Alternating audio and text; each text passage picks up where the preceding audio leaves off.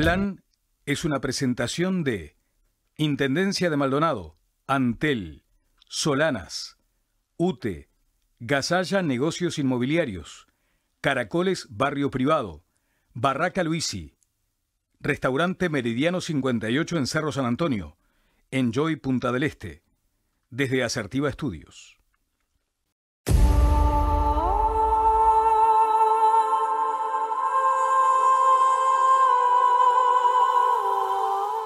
He llegado hoy a este lugar a hablarles de mis tragedias, hablarles de mis dramas, de mis montañas y de mis guerras.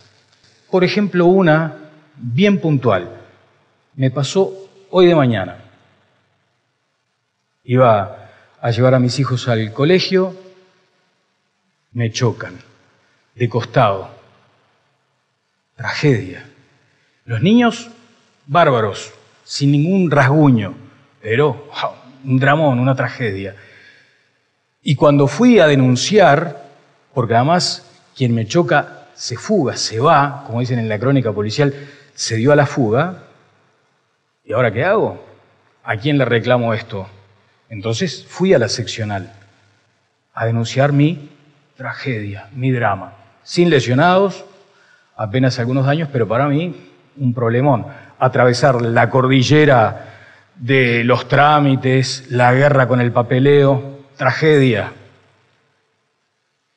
Llego a la seccional, realmente fastidiado y preocupado, porque además había visto el miedo en mis chicos, y unos metros más adelante había una señora joven, ante el policía, haciendo una denuncia, y estaba llorando desde acá. Detrás de ella había un señor más o menos de mi edad, con una nenita en brazos. La nenita dormía, todavía estaba vestida con pijama. La mamá joven estaba denunciando que hace una hora el papá de la niña las había querido matar. Eso ocurrió hoy y sentí vergüenza. Me sentía avergonzado por haber sentido que hoy de mañana había tenido otra tragedia y me hizo recordar las otras tragedias y sentí que era un tipo feliz, que había transitado la vida sin problemas serios, sin tragedias o sin necesidad de exponerme voluntaria o involuntariamente a los límites. Me sentí mal, conmigo, por supuesto, pero digo, ese es un problema. Ahí hay que atravesar una cordillera, ahí está su guerra. No lo que te pasó a vos. Tus chiquilines están bárbaros, el susto ya pasó. ¿Cuál es el problema que tenemos muchas veces? Y hablo por mí, pero probablemente por muchos de ustedes. Me fui de la seccional conmovido y un poco avergonzado. Porque digo, no puede ser que yo de todo pueda tener que transformarlo en un problemón, en un drama, en una tragedia. ¿Qué pasa? Probablemente si después me olvidaba del tema y me llegaba la musarela fría, era un problema. Eso es lo que está mal. Olvidarnos que somos felices muchas veces sin darnos cuenta. Y todos ustedes tendrán alrededor gente que efectivamente tuvo que ir al límite. Mucho de eso estará exhibido esta noche. Permítanme simplemente extenderme 30 segundos más en una introducción que probablemente haya sido más larga, pero lo estoy diciendo desde el corazón. Porque hoy lo que necesitamos es que esta noche quede en nosotros, que nos atraviese y que nos quede anidada en algún rincón al que podamos apelar cuando realmente necesitemos como seres humanos enfrentar situaciones límites. Las personas que están invitadas hoy, que ustedes en minutos la van a tener aquí, no nos vienen a dar lecciones, no vienen en condiciones de superhéroes, no vienen a decirnos cómo hay que hacer las cosas, vienen a hablarnos de lo que representó su capacidad humana para ir al límite y sobrevivir. En algunos casos involuntariamente, en un caso voluntariamente. Vienen a demostrarnos que cada uno de nosotros llegado el momento, apelamos a esa fortaleza humana y podemos salir. Vamos a presentarlos con este video que refiere a cuestiones que probablemente todos conozcamos, pero simplemente para poner, como se dice, en contexto, aquí está.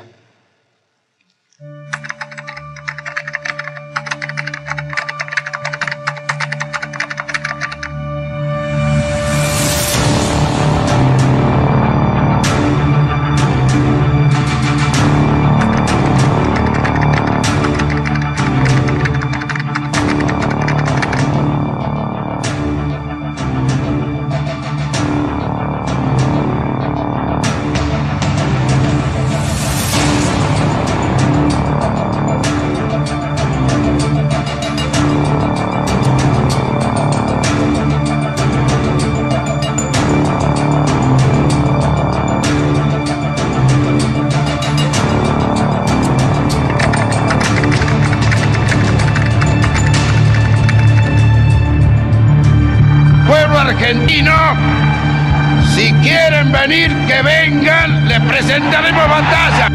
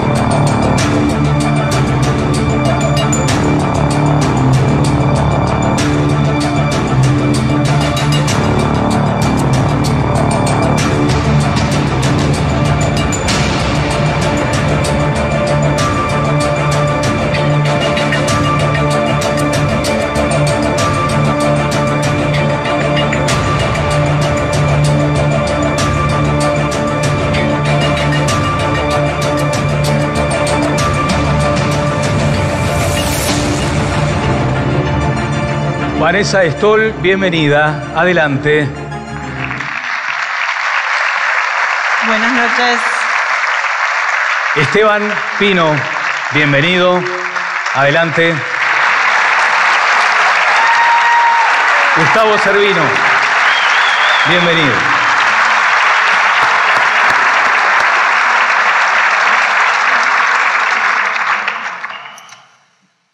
Es un honor estar acá, un privilegio. Ayúdenme porque además ando con la piel sensible, ¿eh? Y, en fin, lo que he sabido de ustedes a lo largo de todos estos años conmueve realmente. Y decíamos, a veces se opta por llegar al límite, otras veces, como aquella frase, obligado a cualquiera pelea. Como pasó, por ejemplo, cuando te llamaron tan joven desde las Malvinas. Esteban, ¿cuántos años tenías ahí? 19. 19 años. ¿Cómo fue el momento ese que te llaman? ¿Recordás? Sí, perfecto. En ese momento yo había hecho la colimba el año anterior, que es el servicio militar obligatorio en Argentina. Ya estaba de baja y estaba en Olavarría, en el campo de mi viejo. Era Semana Santa. Argentina había recuperado las Malvinas el 2 de abril y esto era el 11 de abril. En ese momento me llega el telegrama, un documento, carta documento, para que me presente en el cuartel. Y bueno, nadie imaginaba que íbamos a ir a las islas. Simplemente era el volver al cuartel, que ya había pasado un año. Bueno, era un garrón eso de pensarlo. Y bueno, mis viejos me saludaron y me dijeron, el domingo te vamos a visitar al cuartel. Y así me fui. Me acompañó mi hermano. Pero no había mucha conciencia de lo que ibas a enfrentar. Hasta ese momento era la recuperación de las Malvinas y había un montón de gente que estaba orgullosa de eso. Yo, digamos, no sabía que iba a haber guerra, pero no tenía ninguna intención de volver al cuartel a perder un año más de mi tiempo. Y bueno, en concreto es cuando mis viejos pensaban llegar el domingo al cuartel, llegaron al cuartel y yo ya estaba en Malvinas. Es decir, en menos de 48 horas nos equiparon y nos mandaron allá al sur. por esa historia es que estás acá esta noche. ¿Qué te motivó, Vanessa, a estar con nosotros hoy? ¿Cuál fue ese resortecito que saltó y dijiste, yo quiero estar ahí? Para en venir este momento, aquí a acá. esta conferencia. Sí.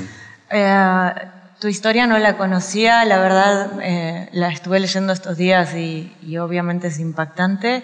Y bueno, de ustedes son, como te comentaba hoy, referentes.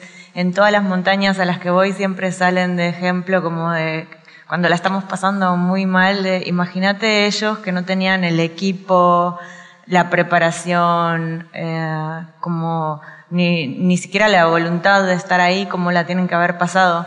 Entonces, la verdad, sí me encantó la idea de convivir con ellos. Las historias son muy diferentes porque yo decidí subir Everest y ellos dos no decidieron estar en estos lugares, pero creo que se comparten muchas cosas. Claro. ¿Qué te motivó, Vanessa, a tomar esa decisión? Porque ahí después vamos a empezar a explorar cómo lo toman los demás, cómo lo toma tu entorno, tu familia, cuando llega ese instante donde comunicás esa voluntad que tenés. ¿Qué te motivó a tomar una decisión que parece tan arriesgada? ¿De escalar la montaña más alta del mundo? No sé, todo el mundo espera como una respuesta muy motivadora, creo, de por qué lo decidí, pero realmente fue, como dijo Hillary, el primero que la subió porque está ahí. Claro, porque está ahí. Había que subirla porque está ahí. Sí. ¿Y tuviste dificultades en esa comunicación? ¿Te entendieron? ¿Tu familia te entendió? Sí, ya están acostumbrados, creo, a que se me ocurran locuras, cada vez más. ¿Cuál fue esa primera locura que generó esa reacción que me parece natural de una familia que dice, ¿te vas a meter en esto? Bueno, yo creo que todos la tomaban de maneras distintas, ¿no? Mi papá y mis hermanos nunca dijeron nada en contra. Mi abuela sí estaba prendiendo velas todo el tiempo y como loca. Entonces todos la tomaron de manera distinta, pero bien, con apoyo. Quiero volver sobre eso después.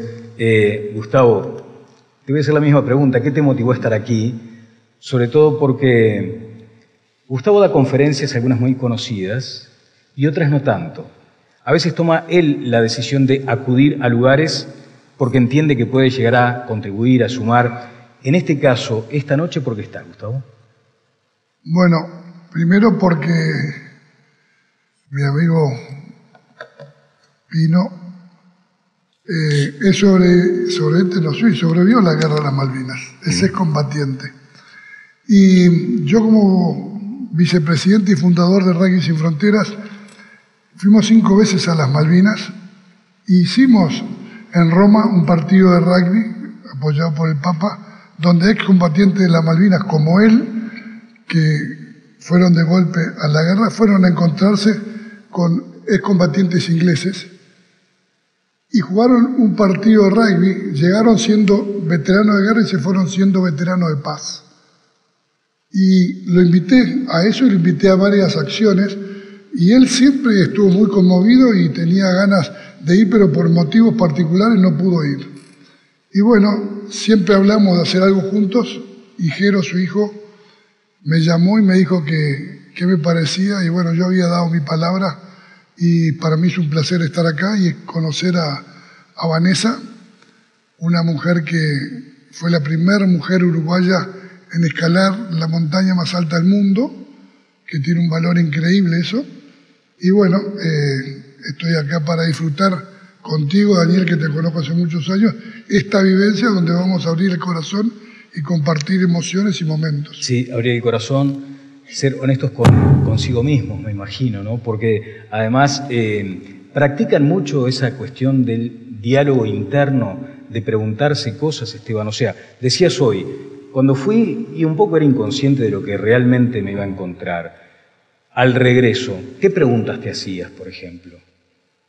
No, durante mucho tiempo me pregunté poco porque me quería cuidar. Es decir, me parecía, nosotros al haber perdido nos recibieron como perdedores, derrotados en un país tan exitista como la Argentina y después de haber pasado esos 74 días que pasamos hambre, frío, miedo, soledad, llegamos y en vez de recibirnos como nos hubiera gustado, nos metieron en ómnibus, nos llevaron a los cuarteles, nos taparon las ventanas con papel diario para que nadie nos pudiera ver, ni nosotros pudiéramos ver para afuera, y nos tuvieron en los cuarteles una semana firmando documentos prohibiéndonos hablar de lo que habíamos vivido, y de alguna manera bañándonos, porque hacía 74 días que no nos bañábamos o más, dándonos de comer, porque habíamos pasado mucho hambre, y bueno, y con mucho trabajo psicológico de parte de la dictadura de ese momento para convencernos de que todo lo que contáramos de allá era malo. Bueno, como les decía, firmamos documentos donde nos comprometíamos a no hablar. Y bueno, después de esa semana, por presión familiar de todos nosotros, nos soltaron unos días. Y bueno, digamos que de eso, de darme cuenta que la gente no estaba preparada. Por ahí venían y te preguntaban, pero al rato te dejaban solo. Y yo veía que cuando me soltaba y cuando empezaba a hablar necesitaba más contención y no la recibía. Y ahí opté por quedarme callado y eso me llevó 25 años. Sí. Se habla muchas veces de excombatientes de guerras y en este caso de Malvinas, que parte de ese estrés postraumático se traduce en la culpa. En la culpa de enfrentar a la familia de alguien que no pudo volver y la culpa de preguntarte en esa introspección, ¿por qué volví? Sentir la culpa de volver. ¿Te pasó eso, Esteban? Bueno, eso de la culpa creo que es algo en común con la gente de los Andes, de la culpa que siente el que volvió por el que quedó allá. No siento ninguna culpa. Bien. Ahora voy con... Por eso, voy con vos, porque eso que leí, que le pasa a veteranos de guerra, le pasó a muchos de los sobrevivientes de los Andes, a mí sí, obviamente, la empatía con las familias que perdieron a sus hijos, pero yo más que culpa tampoco sentí. Yo no tenía amigos, no era un grupo de amigos el que fuimos, se murieron algunos compañeros, sí. Pero yo básicamente lo que siempre digo es yo sentí mucho más vergüenza de no haber cumplido, de haber sido derrotado. Porque te hicieron sentir un perdedor. Porque me hicieron sentir. En todo momento te hicieron sentir un derrotado. Sí. Y sobre la culpa entonces, Gustavo, no te pasó la culpa de volver y de que otros quedaran. No, para nada. Siento un orgullo y una profunda alegría de poder estar acá hoy sentado y ser la voz de los que no tienen voz, que el mundo entero pueda conocer por los libros, las películas y la película que va a salir ahora extraordinaria, donde justamente las personas que murieron en la montaña tienen nombre y apellido, son los protagonistas, tienen un mensaje para dar. Es un mensaje extraordinariamente uruguayo, por actores uruguayos, música uruguaya, en donde refleja lo que somos en este país, republicano, democrático, chiquitito así, donde nadie es más que nadie. Entonces, el orgullo, culpa y vergüenza sintió la Iglesia en Chile y la Fuerza Aérea y el gobierno, que no nos dejaban decir cómo habíamos sobrevivido. Y como nosotros no teníamos ninguna de esas cosas, convocamos una conferencia de prensa en el Colegio del Cristi Estela Maris, a Daniel Juan, que era el presidente, y frente a todos los familiares que perdieron hijos y nosotros, le contamos al mundo la verdad de la decisión que habíamos tomado a favor de la vida, en donde hay documentos maravillosos, ¿no? Como la carta que le traje a Raquel Nicolichi, a Rosina Maquitelli, la novia de Gustavo, que le decía: de lo más profundo de nuestro ser le pedimos a Dios que este día no llegara, pero llegó y tenemos que aceptarlo con valor y fe. Y después dice: y si llega el día en que yo pueda ayudar a mis amigos con mi cuerpo, lo haría con mucha alegría. 19 años.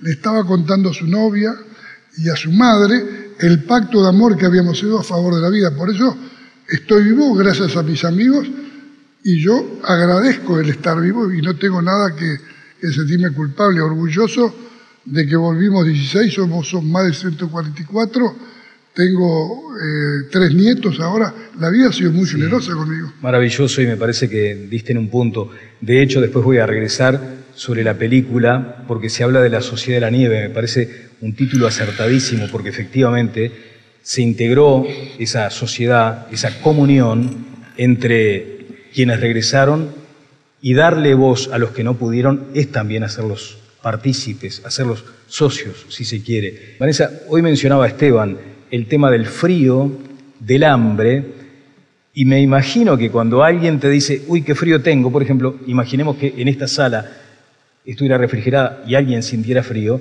vos tendrías derecho a decir, esto no es frío, frío es lo que sentí yo en la montaña. Llegaste a esa sensación y lo describirías ¿de qué forma? Justo en una entrevista ayer me preguntaban si escalar el Everest había sido disfrutable, si disfrutabas de las vistas, si la pasabas bien con el paisaje, y le dije que había sido como todo lo contrario a disfrutable realmente, que es una experiencia de muchísimo dolor. El frío, sí, obviamente, como hablábamos hace un rato, de que sale el sol en esos lugares y se vuelve un sauna. Yo creo que sufrí más el calor que el frío, porque por el propio equipaje. En lugares a 6.000 metros de altura nunca me hubiera imaginado que calienta el sol y de repente hay 30 grados. Entonces se convierte como en una especie de sauna en el hielo. Y en la noche, apenas se pone el sol, la temperatura baja como a 30 grados, 40 bajo cero. Así que sí fue una experiencia todo menos disfrutable. Disfrutable es el final y el recuerdo de la cumbre y todo lo que aprendes en el camino, pero estar ahí 2 meses todos los días no tanto. Claro, porque justamente comentábamos en la previa a esta charla que esas sensaciones que uno desde la ignorancia puede suponer que te están pasando a vos. Cuando te decían, por ejemplo, es facilísimo subir al Everest porque con un tanque de oxígeno cualquiera podría. Sí, ¿Qué respondés a eso? Es que me han dicho cosas como de que subir el Everest con oxígeno es el equivalente a hacer el Tour de Francia en bicicleta, en moto. Primero hay que llegar hasta 7.200 metros sin oxígeno, porque el oxígeno suplementario se empieza a usar arriba de los 7.200 metros. Y después no es como que te enchufan el oxígeno y revivís y te sentís como caminando acá. Obviamente te ayuda un poquito, pero se sigue sintiendo toda la misma incomodidad que sin utilizarlo. Llegaste a esa altura extraordinaria y supongo que en su momento sentiste que habías cumplido con la meta, habías cumplido con tu objetivo. De repente te propusiste bajar a las profundidades. ¿Por qué se da ese contraste aparente de decisiones para seguir sometiéndote ¿qué? ¿A la búsqueda de límites? Se ve que me gusta estar sin oxígeno. La apnea la descubrí el año pasado. Realmente no estaba buscando, bueno, tampoco estaba buscando subir montañas cuando empecé, pero no estaba interesada en ese deporte. De hecho, me parecía como un poco tonto, porque a mí me gustaba hacer scuba, que es bucear con tanque, y decía, esto no entiendo cuál es la gracia de meterse y bajar solo 2 o 3 minutos y no ver nada porque se baja sin lentes, sin máscara. ¿Como para qué? Pero lo empecé a hacer así, mi idea era hacer unas fotos a 10 metros nada más, y lo empecé a hacer y vi que es adictivo, como ver hasta dónde puede llegar tu cuerpo y probarte a vos mismo y ir como empujando los límites del cuerpo humano. Hace unos años que no era tan popular el deporte, pensaban que si bajabas a más de 30 metros, que no era humanamente posible, claro, y que la gente se podía morir. Y ahora el récord mundial está en 130 y algo de metros. Entonces eso, como desconectarte de la mente, entrar como en una especie de trance y ver hasta dónde es capaz de llegar el cuerpo humano, como que me enganchó muchísimo. Muchos pueden estar preguntándose de qué te sirve luego en la vida, por qué vas al límite. También administrando el riesgo, administrando el natural, humano temor a morir. ¿Cómo lo gestionas?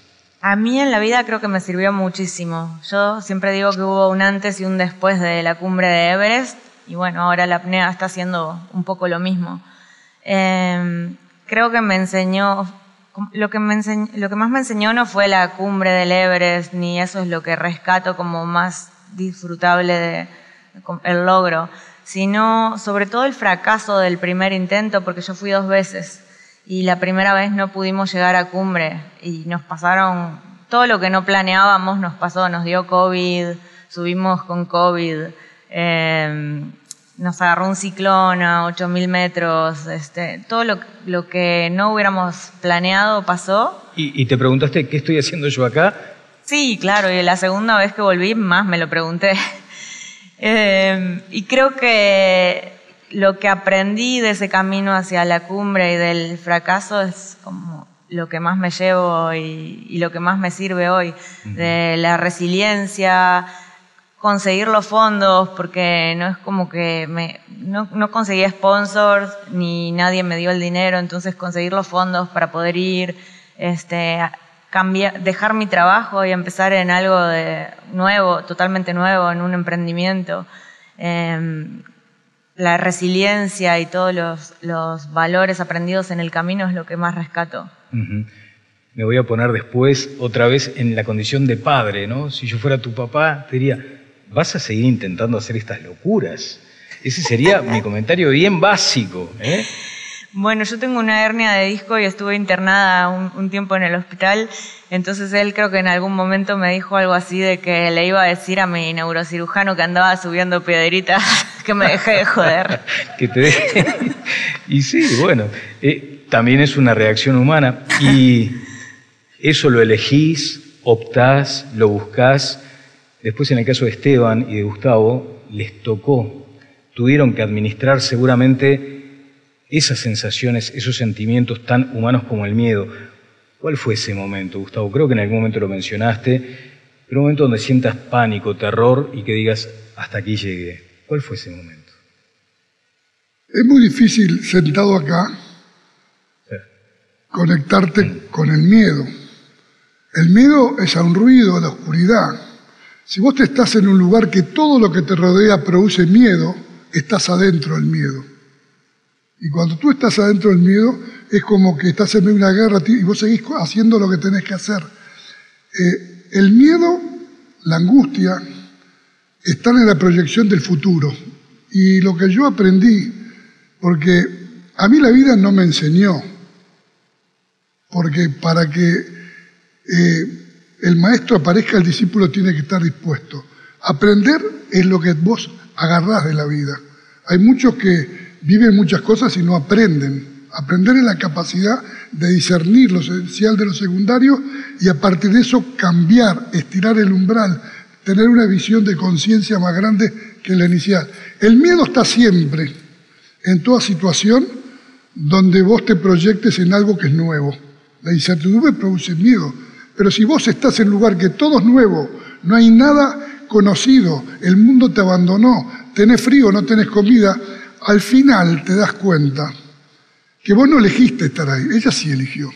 Por eso es una locura que ella busca. Yo no busqué mi locura, soy loco de nacimiento. No lo digo en serio, porque coincido con ella que los límites están para atravesarlos. Los límites están en la mente. Asumiendo los riesgos. Muere. ¿En qué lugar te crees vos que muere más gente en la vida? En la cama. En la cama. O sea que el cobarde muere todos los días y el valiente solo vive una vez, muere una vez. La vida es asumir riesgos. Y los riesgos es lo que te permite a vos medir con perspectivas distintas, pero te hace sentir vivo. ¿Sabés por qué yo festejaba todos los días con alegría estar vivo? Porque estaba en un lugar donde la muerte era lo único que te rodeaba. Tus amigos que estaban riéndose ahora eran cadáveres, eran mesas, eran sillas y estaban ahí. Y yo estaba vivo. ¿Cómo me iba a quejar si estaba vivo? Tremendo. Por eso la alegría de vivir todos los días cuando despierto. Tengo 86.000 segundos para hacer lo que quiera. Y eso es lo que festejo, lo que celebro. El estado de gracia es agradecer que estás vivo. Después todo lo otro son circunstancias. Me quedo con eso. Vivías adentro del miedo. En tu caso, Esteban, hubo un momento donde también vivías adentro del miedo. Todo alrededor debería ser atemorizante.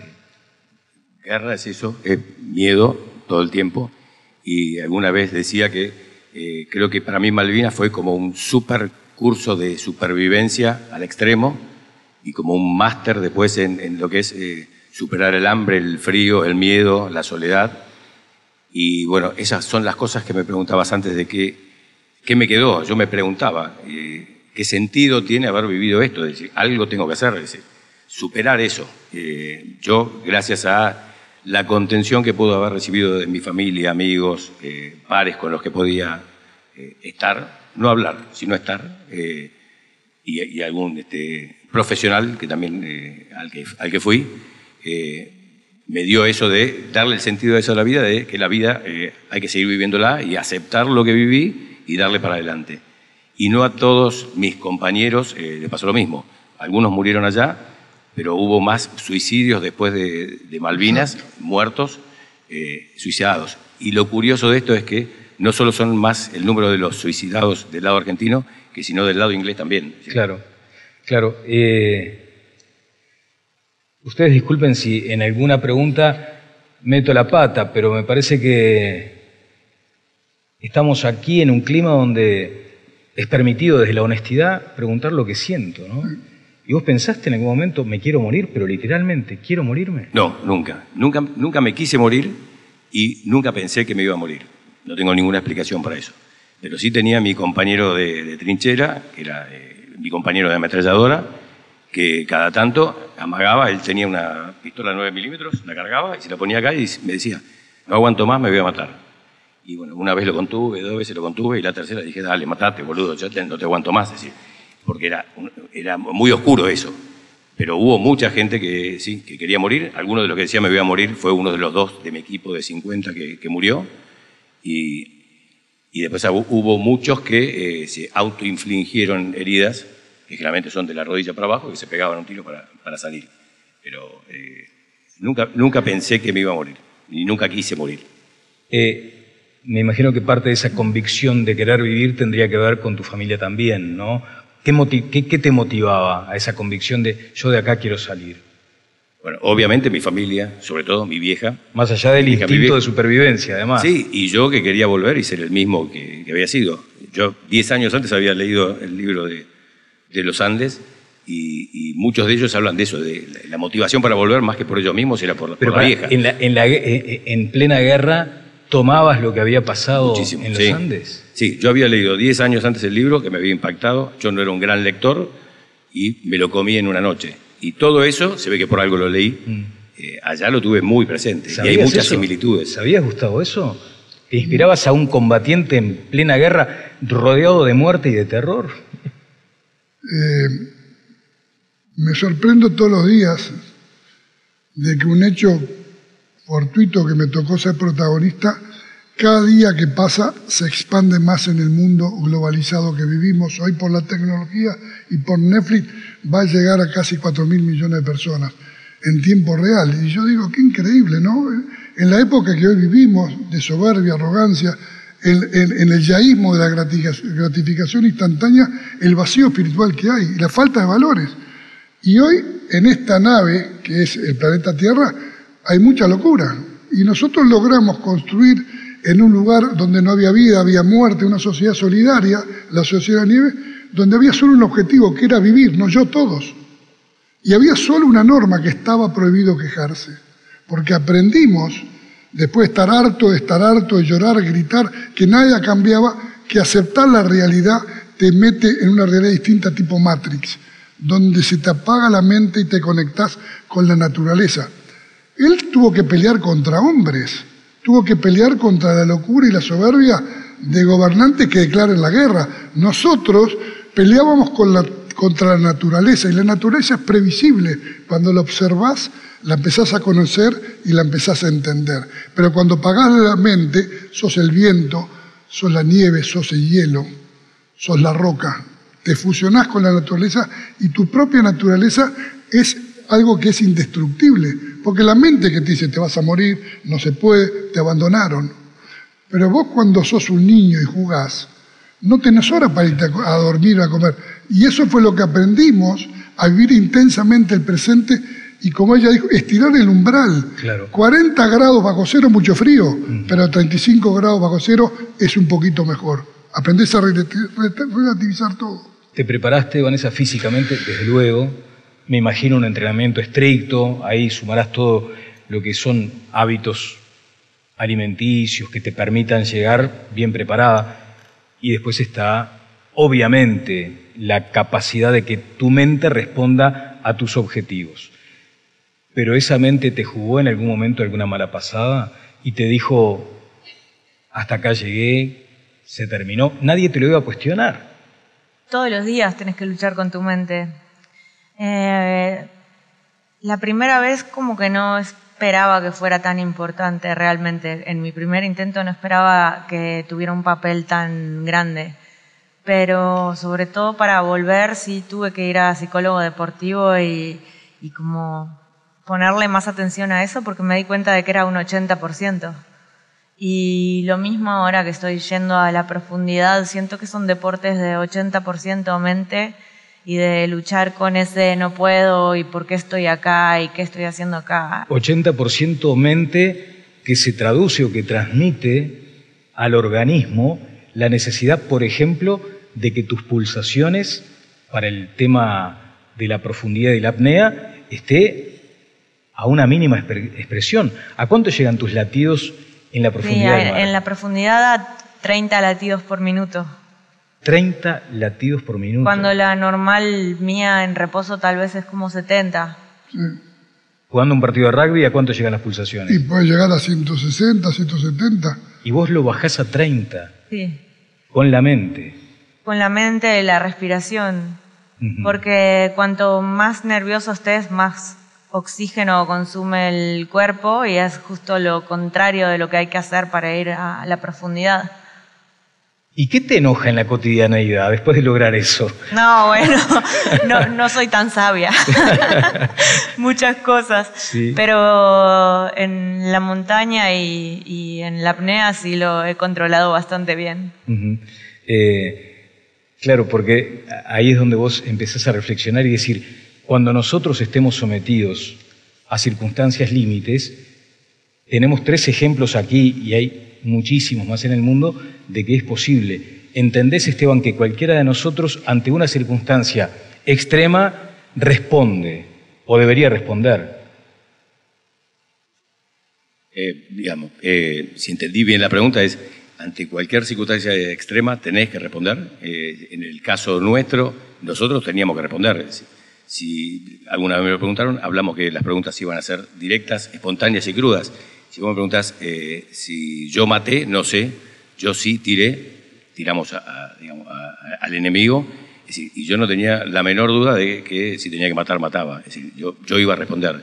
Estábamos preparados para eso y bueno, siempre pensaba que era mejor matar que morir. Sí. En las veces que, ahora escuchando a Vanessa con el tema de la respiración, nos pasaba todo lo contrario.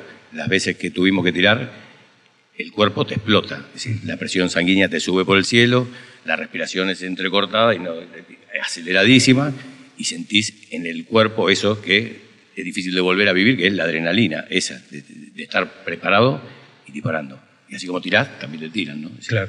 ¿Cuántos hijos tenés? 4. 2 por ahí. Uno al que he aprendido a conocer y tiene esa sensibilidad que generó esta instancia, y los otros son muy parecidos, según me contabas. ¿Transitas con ellos en la vida, con el recuerdo, con el pasado, aún asumiendo que puede llegar a ser enseñanza, o lo dejas fuera de la mesa? No, es muy poco lo que hablamos, por eso estoy tan agradecido hoy a poder estar en este lugar, porque me parece que es la primera oportunidad que mis hijos van a escuchar en primera persona de mi historia, si bien han leído el libro que escribí. ¿No sos de hablar con ellos? No sale. ¿Del tema? Cada tanto, alguna vez me preguntan algo, pero queda por ahí. ¿Cuál fue la pregunta más incómoda que te hicieron?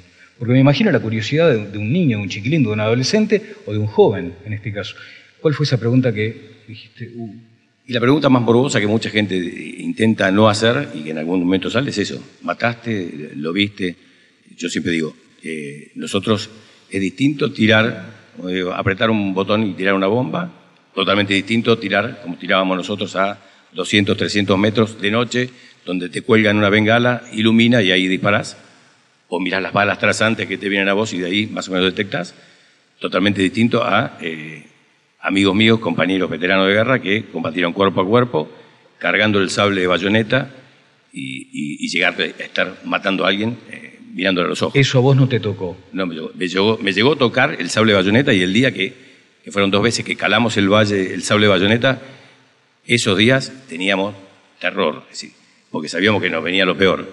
Y además de que lo peor, que era el combate cuerpo a cuerpo, los que nos venían a atacar eran los Gurkhas, que son los soldados que laburan para el ejército británico, que son mercenarios que están súper, hiper preparados. Y no me preguntes cómo a la trinchera llegaba el rumor de que los Gurkhas son terribles, son mercenarios, no les importa morir. Entonces, cuando ven una trinchera con soldados argentinos, sacan el cosito de la granada, se la ponen en el pecho y se tiran adentro. Entonces, vivíamos aterrados. Se acercaban los Gurkhas y estábamos muertos de miedo. Y después el trofeo de ellos era cortar las orejas. Entonces, bueno, cuando decían, se acercan los Gurkhas, terror. Después de vivir eso, ¿qué te fastidia de lo cotidiano, del día a día? Como Vanessa, tampoco soy perfecto, tengo mis cositas, pero si hay algo que siempre intento aprovechar de lo vivido es esto de aceptar y vamos adelante. Es decir, Claro. Intento no ponerme mal por las pavadas que nos pasan en la vida. Y a veces son no tan pavadas, pero darle las cosas su real significado. Claro. Porque tengo gente alrededor, conocidos, laburando, que por alguna pavadita se pone mal. Creo que la vida es mucho más que eso. Bueno, era la intención con esa caricatura del comienzo, ¿no? Que uno a veces, está bien, cada uno de nosotros debe respetar lo que le pasa al otro, aún sea irrelevante, pero después cuando ves en la dimensión a la que ustedes llegaron, de verdad, tragedias son otras cosas. Bueno, estuvo mucho tiempo planteada esa discusión, si era tragedia o milagro, ¿no? Y a veces había que lidiar con esa pregunta, ¿qué fue tragedia o milagro? ¿Te habrá pasado tener que responder eso? Para mí son las dos cosas. Es un milagro para una madre que recupera un hijo que le rezó todos los días porque sentía que estaba vivo, y es una tragedia para una madre que sentía que su hijo estaba muerto, porque las videntes reales fueron las madres que perdieron hijos porque sentían que estaba muerto. Y las que tenían los hijos vivos sentían que es una cosa increíble la conexión de la madre. Son las dos cosas, una tragedia y un milagro. Pero cuando terminó la película acá, el otro día, 350 personas, 150 familiares de los que murieron y de los que volvieron, se pusieron todo de pie, a abrazarse, a llorar y a aplaudir, porque por primera vez en ese avión, que era la sala, habían vivido todo lo mismo. Y eso fue muy sanador para todos, el ver que no hay diferencia entre los vivos y los muertos. Porque gracias a que volvimos, terminó la incertidumbre. Fue una carrera de postas. Cuando llegamos vivos, volvieron todos y la gente muere cuando nos olvidamos de ellos. Y esta historia es una historia de amor, amistad, solidaridad y vocación de servicio. Y es maravillosa porque es del hombre, y ese hombre es uruguayo. Y es muy lindo que el mundo conozca este país, donde salieron personas limitadas como yo, que tenía como él 19 años, que pudimos aprender de situaciones que hoy la compartimos, pero no lo elegimos. Claro. Yo vivo hoy preparado para lo peor, esperando siempre lo mejor. Y agradezco todos los días ese navegar por la vida y todo lo que me dio, porque soy un afortunado. Navegar, hoy decías, el principal miedo era la incertidumbre de lo que iba a venir, de lo que vendrá, del futuro. Me hace también preguntarte, ¿cómo administras el pasado? ¿Sos de volver al pasado? No vuelvo nunca al pasado, ni tampoco me proyecto en el futuro. ¿Cómo haces? Yo vivo intensamente el presente, con pasión, con entusiasmo. Me devoro el momento de poder hacer cosas por lo demás, por la gente que quiero, por el que no conozco y necesita algo, porque tengo esa oportunidad. Pero hoy cuando te hice alguna pregunta sobre la montaña, ¿no? Sobre los Andes, ¿no te fuiste ahí en un momento? No. Nunca volví de la montaña. La gente pregunta, ¿cómo nos adaptaron? Yo nunca quise adaptarme a esta vida. Yo sigo viviendo en la sociedad de la nieve, en esa sociedad que éramos una familia, que éramos todos hermanos. ¿Seguís viviendo en la sociedad de la nieve? La sociedad de la nieve, pero eso me lo enseñó mi padre y mi familia. ¿Qué te enseñó? Eso, que somos todos iguales, que tenemos que agradecer por todo lo que te da la vida. Y en la cordillera éramos amigos, íbamos al mismo colegio, jugábamos al mismo deporte, el rugby, un deporte que juegan todos. éramos todos de la misma religión y vivíamos en el mismo país, teníamos tantos valores y principios en común que éramos homogéneos. Por eso es importante sembrar valores y principios que se haga a una sociedad homogénea y las oportunidades. Hoy trabajo yendo a las cárceles desde 2008 porque hay gente que no conocieron lo que yo conocí de chico. Les he dado charlas a gente presa y me dice, gracias por traernos luz a la oscuridad, la primera vez que me dieron amor. Y hay gente que sale de la cárcel y a la media hora está drogándose de vuelta o robando para drogarse. Y esa gente no es libre. Por eso que como uruguayos somos responsables de darle oportunidades a la gente. A mí la vida me dio otra oportunidad y yo todos los días me equivoco y pido perdón. Cuando no sé pido ayuda y después agradezco, pero me importa 3 carajos lo que hay que hacer, lo que hay que decir. Yo me equivoco en voz alta, pues digo, soy loco. De loco no tengo nada. No quiero ser igual que todo el mundo que dice lo mismo y hace la misma cosa. Yo respeto, mi padre me dijo, mira Gustavo, de todos mis hijos sos el más distinto, pero cuando te miro bien, sos el más parecido a mí. Y mi padre era un santo, un caballero, pero yo soy irreverente, soy antiautoritario y rebelde. Esa rebeldía fue lo que nos permitió luchar contra la muerte de frente, taclearla y no aceptar que era imposible.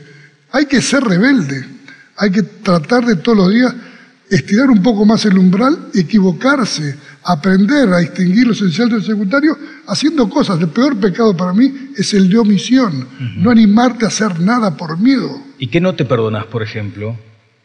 Yo no tengo que pedirme perdón, le pido perdón a la gente si la lastimo sin querer, pero yo me permito equivocarme, me permito ser contradictorio, me permito todas las cosas que tiene un ser humano. El día tiene 12 horas de luz y 12 de oscuridad. Yo no soy perfecto, pero soy una persona que aprendió que las batallas son afuera, pero las guerras son adentro. Vencer tus limitaciones, querer superarse. Yo le agradezco a Dios la familia que tengo, la madre de mis hijos, los hijos que tengo, las hijas y los amigos. Y haber nacido en este país es muy importante. ¿Cómo es eso de las batallas afuera y las guerras adentro? Pero la guerra, en serio, es hacer la paz contigo, aceptarte tal cual sos. ¿Cuáles son tus batallas y tus guerras? Como lo describe Gustavo. Yo creo que vencer los miedos y vencer lo que nos meten también en la mente que no podemos hacer. Justo hoy estaba hablando de eso porque está la idea de hacer un documental y pensé que estoy como dudando al respecto porque no sé realmente si vale la pena como contar mi historia porque no le veo nada de trascendental. Porque solo soy una persona que trata de hacer lo que quiere y pienso que todo el mundo debería hacer lo mismo. Darse la oportunidad por lo menos. Sí.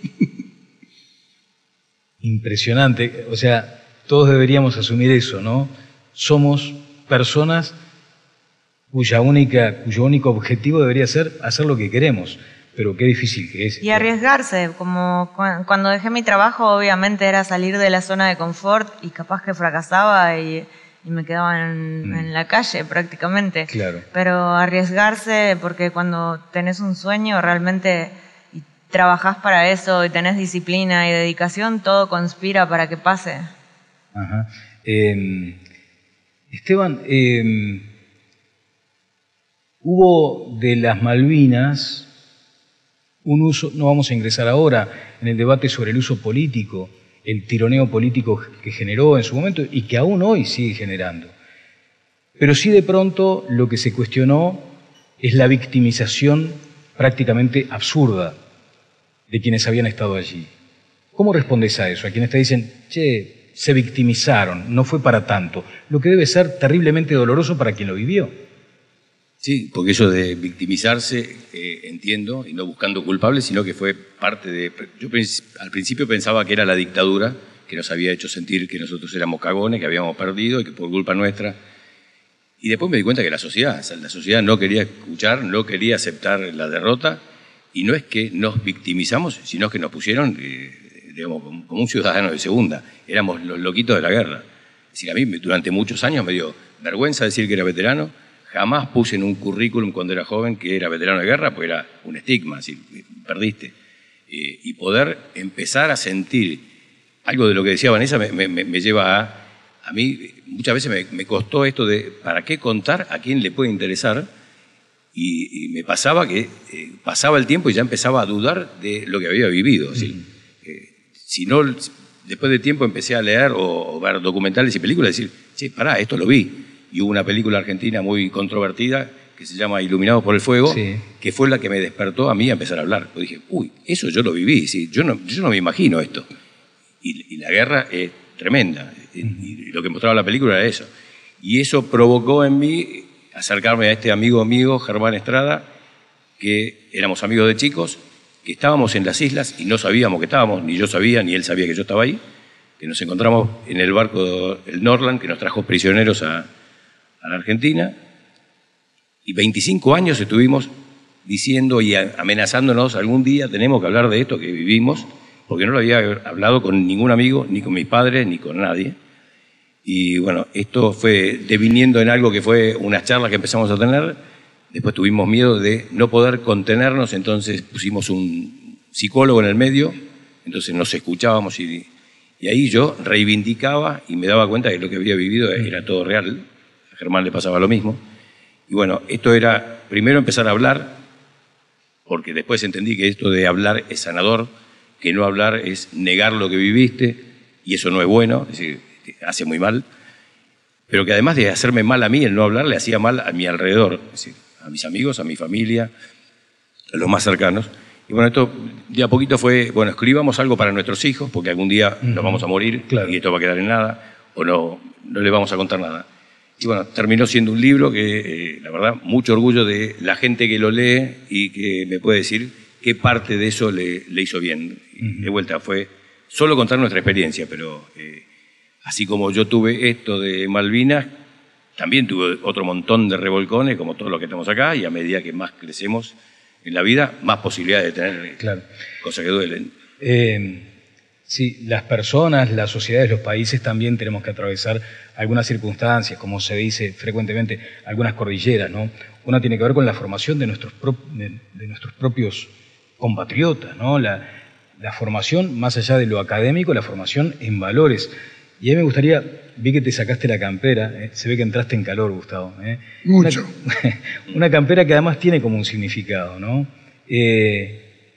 Creo que acá todos vamos a coincidir y probablemente todos tengamos muy claro la importancia de lo que se recibe en la casa y después de lo que se recibe en la escuela, en el colegio, en el liceo, en la universidad.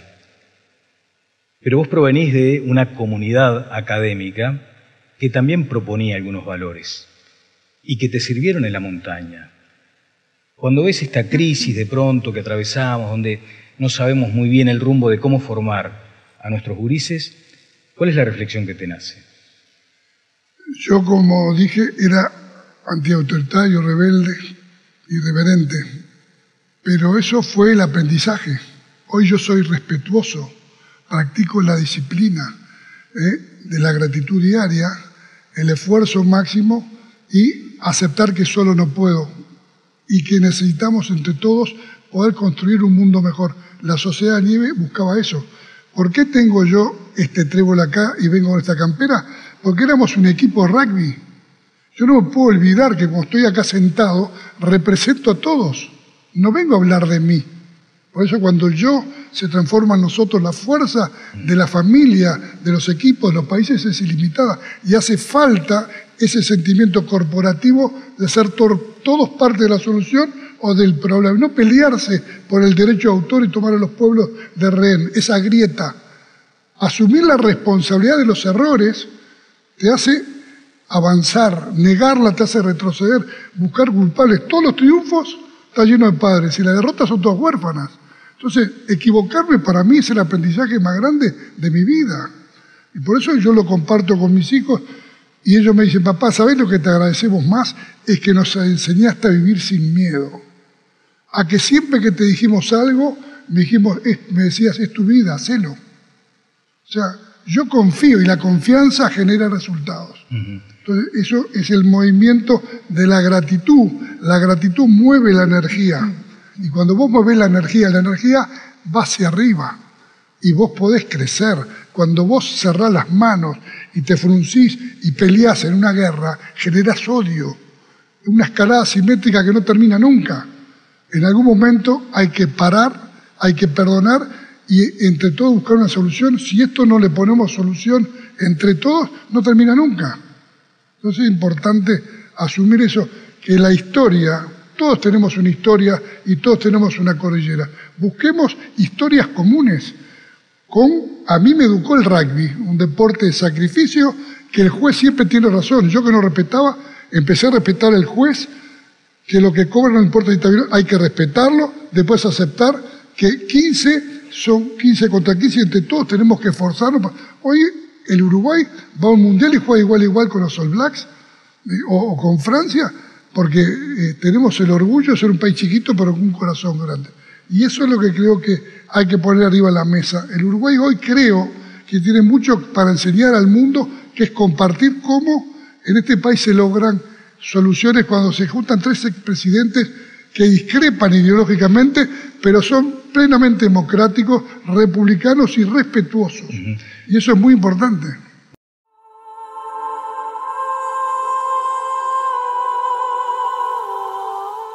Este es el plan. Fue una presentación de la Intendencia de Maldonado, Antel, Solanas, UTE, Gasalla Negocios Inmobiliarios, Caracoles Barrio Privado, Barraca Luisi, Restaurante Meridiano 58 en Cerro San Antonio, Enjoy Punta del Este, desde Asertiva Estudios.